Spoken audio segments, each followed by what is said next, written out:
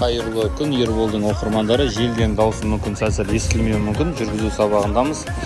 Бізде бүгін Toyota Prado автокөлігі келді.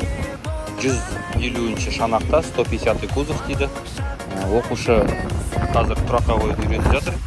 2 рет көрсеттім. Енді 3-ші рет өзі кіруге тырысып жатыр. Кәдімгідей пысық күлге ұқсайды. Енді Құдай қаласа өзі жасақ болар деген ниеттеміз. Сіздер көк шай құйып, лепешкаға май жағып, тамашалап отыра берсеңіздер болады, оқырмандар. Хазірет Сұлтан мешіті өте керемет, әдемі, сондай мешіт.